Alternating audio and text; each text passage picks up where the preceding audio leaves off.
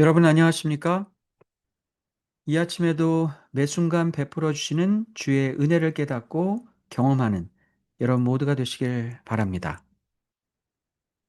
오늘은 화요일 교과 마음을 바꾸는 방법이란 주제로 교과 내용을 함께 살펴보겠습니다. 기도하고 시작하겠습니다.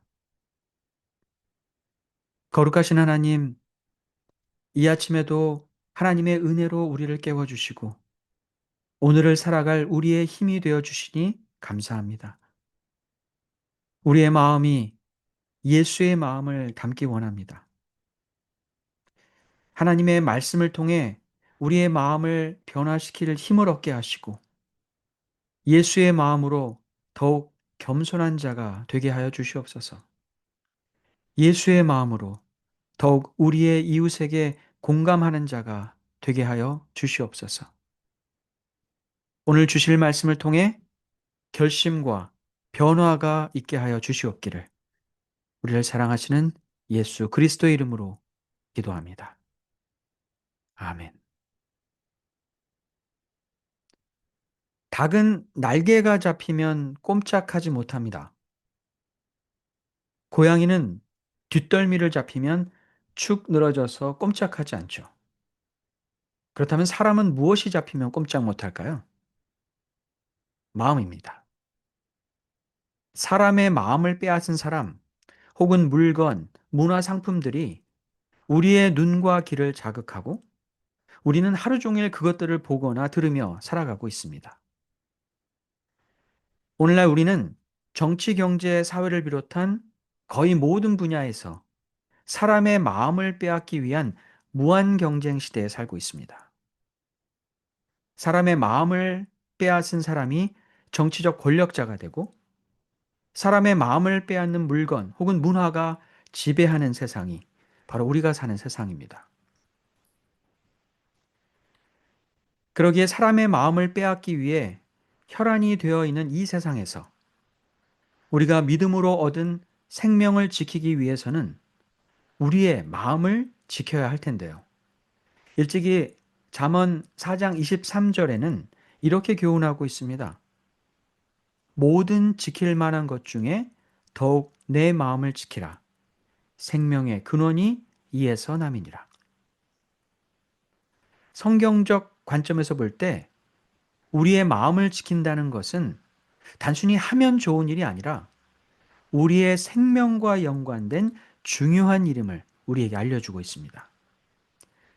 그러기에 죄악된 본성을 가지고 있고 세상에 물들어 있는 우리의 마음을 변화시키는 일은 매우 중요한데 이번 교과에서 다루고 있는 교회 내의 연합을 위해서도 마음의 변화를 요구하고 있습니다. 지난 시간 우리는 교회의 연합을 위해 우리가 겸손함으로 마음을 같이해야 함을 이야기했습니다. 오늘 교과에서는 겸손에 대한 예증으로 예수 그리스도를 제시하면서 빌립보서 2장 5절을 말씀하고 있는데요. 우리 모두가 아는 것처럼 예수 그리스도께서는 겸손의 궁극적인 모델로서 이 땅에서 자신을 낮추시고 자기를 부정하시고 십자가를 지심으로 겸손의 모습을 보여주셨습니다. 이런 예수님의 마음을 우리가 갖기 바라는 사도 바울의 권면이 빌립보서 2장 5절에 담겨 있습니다. 너희 안에 이 마음을 품으라. 곧 그리스도 예수의 마음이니. 교회의 연합을 위해 우리는 겸손해야 함을 이야기했습니다. 남을 더 낮게 여김으로 나 자신을 낮춰야 한다고 했습니다. 교우들과 마음을 같이 하기 위해 우리의 감정까지도 같이 나누어야 함에 대해 이야기했습니다. 연합을 위해 공감하는 우리가 돼야 한다고 했습니다. 하지만 겸손과 공감을 위한 우리의 의지의 변화, 생각의 변화를 위해서는 우리의 마음이 바뀌어야 하는데 그러기 위해서 예수의 마음을 갖자고 사도 바울은 말하고 있는 것이죠. 그렇다면 우리는 어떻게 예수의 마음을 품을 수 있을지 그 구체적인 실천 방법을 생각하지 않을 수 없습니다. 우리 교과책은 우리가 우리 생각은 바꿀 수 있을지 모르지만 우리의 마음을 바꿀 수는 없다고 말하고 있습니다. 오직 하나님만이 우리의 마음을 바꿀 수 있다고 이야기하는데요. 그러기에 우리는 성령의 검, 살아있고 권능이 있는 하나님의 말씀으로 우리의 마음을 바꾸어야 한다고 제시하고 있습니다. 우리 스스로 아무리 예수의 마음을 가지려 노력해도 우리의 결심과 의지만으로는 불가능하고 하나님의 말씀이 들어가야 우리의 마음이 변화된다는 것입니다. 하나님의 말씀을 알고 깨달아야 우리의 마음이 얼마나 죄되고 무서운지 알게 된다는 것입니다. 하나님의 말씀을 통해 하나님의 시각으로 우리의 마음을 볼 때 우리의 마음을 변화시킬 진정한 힘을 얻는다는 것입니다. 우리는 우리의 마음을 잘 알지 못합니다. 요즘 많은 사람들이 MBTI 체크를 통해 자신의 성격과 성향이 어떤지 확인하려 합니다. 여러 가지 경우에 따른 질문에 대해 자신은 어떻게 대처할 것이라는 가상의 대답을 스스로 합니다. 그리고 그 대답을 종합해서 그 결과로 자신이 어떤 사람인지 알아보려 하죠. 하지만 이 MBTI의 가장 큰 문제는 자기가 자신의 마음을 잘 안다는 잘못된 전제 조건이 깔려 있다는 것입니다. 사실 우리는 우리의 마음을 잘 알지 못합니다.